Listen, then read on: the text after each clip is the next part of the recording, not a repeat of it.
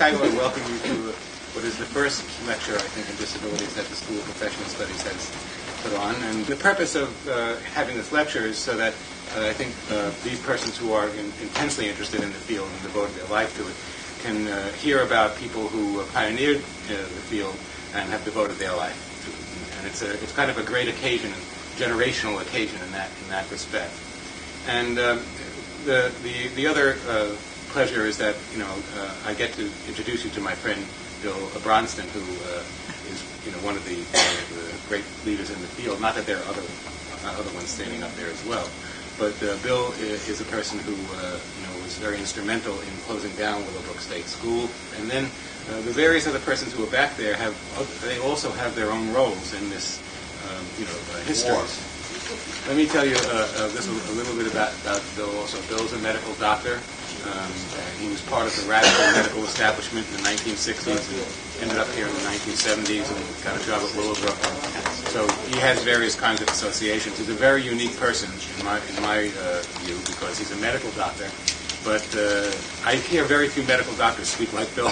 What I want to do is I would like to have my friends who were really on the line, who were really the cutting edge leaders, talk about who they were, how they came to be in the struggle, what they felt essentially was changed, really changed, and what was not changed.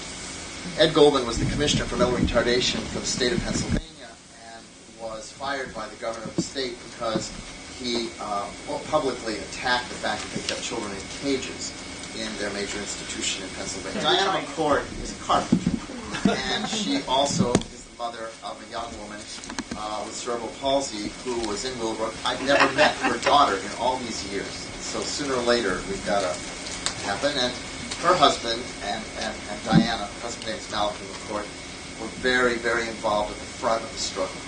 Mark Marcario was a dad that I met who sold home heating oil at the time, and he had a son with Down syndrome, Bob, who is now in his 40s. And Mark was the head of Down Syndrome Family Organization in Staten Island, and they were like my lifeline.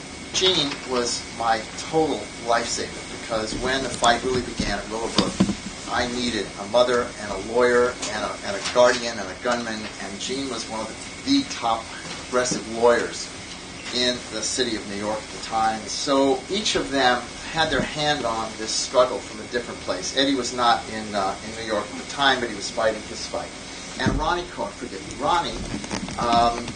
Ronnie is a unique angel in this whole struggle. She came a tad later. As you can see, she's slightly younger than the rest of us. When the federal court put the place in receivership because the state of New York could not be trusted with solving the problem, they had demonstrated their absolute resistance to any resolution of the problem. Nothing has changed today. They are the same people. Nicer, whatever it is.